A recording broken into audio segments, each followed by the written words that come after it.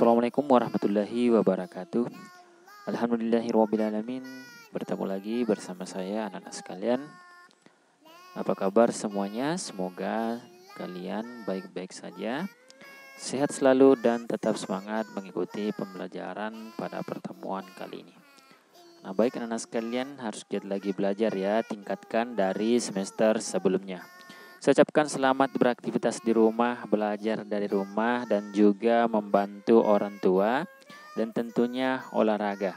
Dan anak-anak sekalian, jika keluar rumah silahkan jaga jarak dan mematuhi protokol kesehatan.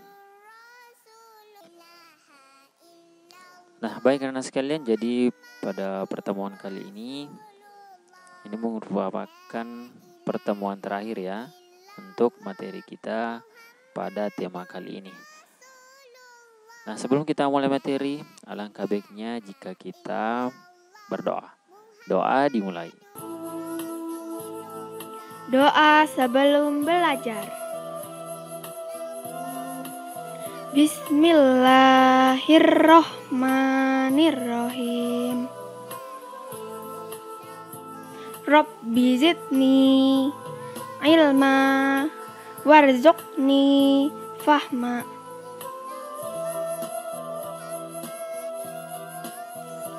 Artinya, ya Allah, tambahkanlah aku ilmu dan berilah aku rezeki akan kepahaman.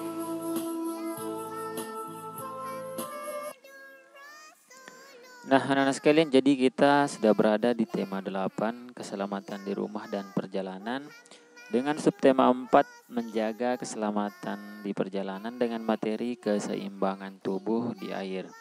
Jadi anak-anak sekalian, jadi di dalam air itu tubuh kita harus seimbang. Jadi jika tidak seimbang, tubuh kita akan miring ke kanan maupun ke kiri. Nah, tentunya tujuan pembelajaran kita pada pertemuan kali ini itu yang pertama, dengan mengamati gambar, siswa dapat menjelaskan cara menjaga keseimbangan tubuh di air dengan bahasa yang santun. Nah, kemudian yang kedua, dengan bermain di kolam renang, siswa dapat mempraktikkan keseimbangan tubuh di air dengan tanggung jawab. Nah, baik, seperti itulah tujuan kita pada pertemuan kali ini. Nah, baik, mari kita sama-sama mengamati. Hari Minggu, Udin diajak sama bapak untuk berenang di kolam. Di perjalanan, mereka tetap mematuhi aturan lalu lintas. Sampainya di area parkir, bapak memarkir motornya. Nah, Udin dan teman-teman sudah berada di kolam renang. Mereka sedang melakukan aktivitas air. Nah, ayo kita latihan berjalan dan menjaga keseimbangan di dalam air.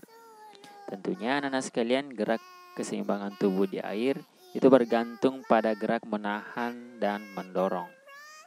Jadi kita akan latihan, kita akan membantu menjaga keseimbangan tubuh. Nah, kita akan berlatih menjaga keseimbangan tubuh saat berada di dalam air. Nah, anak sekalian, bagaimana cara melakukan keseimbangan tubuh saat berada di dalam air? Mari kita sama-sama baca. Itu yang pertama, kita berdiri menghadap ke dinding kolam. Jadi kita berdiri di sini, kemudian menghadap ke dinding kolam ini ya, dinding kolam yang ini. Kemudian kita berdiri di sini menghadap ke dinding kolam.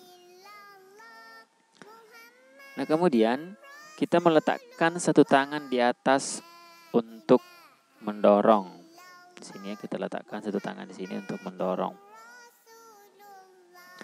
Nah, kemudian tangan yang lain di bawah untuk menahan. Jadi ada yang di atas, ada yang di bawah. Yang di bawah itu untuk menahan. Nah, kemudian angkat kedua kaki sampai naik ke permukaan air seperti ini ya. Jadi ini sudah naik di permukaan air. Itu pertamanya kita berdiri, kemudian kita mulai mengangkat ya, sampai naik ke permukaan air. Kemudian pertahankan posisi tersebut beberapa saat. Nah, sekalian, jadi untuk memudahkan belajar keseimbangan, Kita melakukan latihan pada kolam yang agak dalam dan minta bimbingan dan bantuan orang tua kita. Nah, kita akan mempelajari mengenai teknik-teknik dasar yang harus dikuasai untuk berenang maupun untuk menjaga keseimbangan. Itu yang pertama, gunakan lengan dan tungkai. Gunakan semua lengan dan tungkai dengan tubuh tegak. Jadi kita mula-mula untuk menjaga keseimbangan kita harus tegak ya. Nah, jika kita mengubah posisi tubuh menjadi miring dan mulai menendang dengan tungkai dan mengayuh dengan kaki, berarti kita mulai berenang, bukan lagi berjalan di dalam air. Nah, ini kan memang untuk teknik dasarnya kita untuk berjalan atau berdiri di dalam air. Namun jika sudah posisi tubuhnya sudah miring, berarti kita sudah mulai berenang. Nah, kemudian yang kedua yaitu jaga agar kepala berada di atas air dan bernapaslah dengan normal. Tentunya, jaga agar kepala berada di atas air dan coba untuk mengatur pernapasan dengan pelan.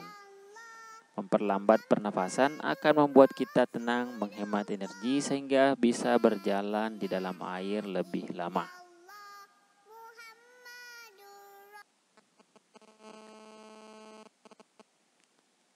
Nah, kemudian yang ketiga yaitu gerakkan lengan secara horizontal, artinya mendatar.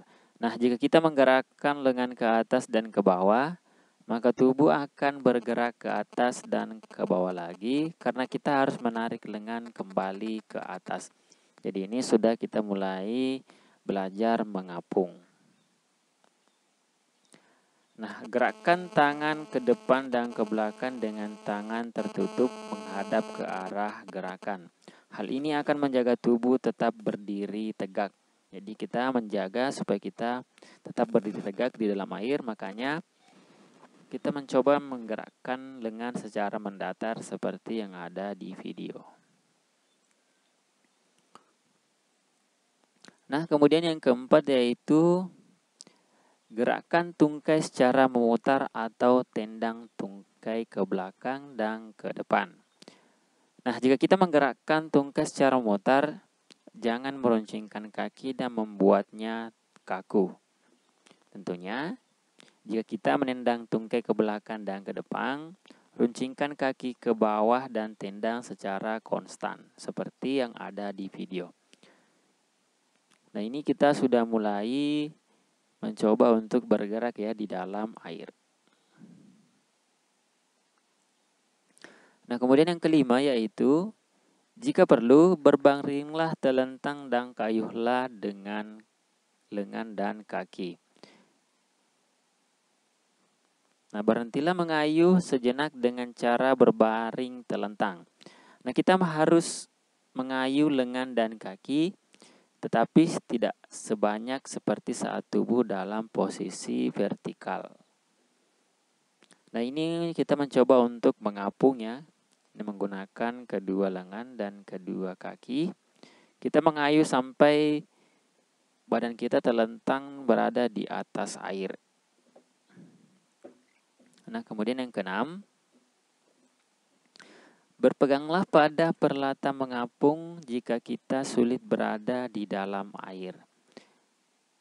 Contohnya itu batang kayu, dayung, ataupun perahu karet.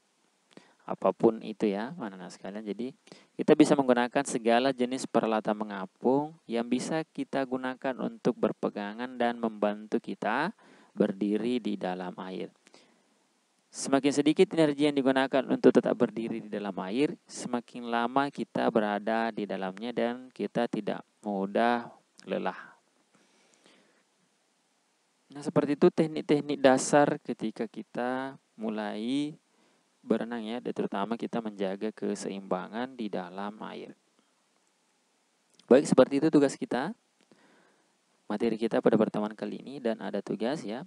Yang pertama, tuliskan cara menjaga keseimbangan dalam tubuh. Kemudian yang kedua, coba praktikkan gerakan aktivitas air tersebut. Baik, seperti itu tugas kita pada pertemuan kali ini. Demikian, terima kasih atas kerjasama dari orang tua yang telah membantu anak kita dalam mensukseskan pembelajaran online pada pertemuan kali ini.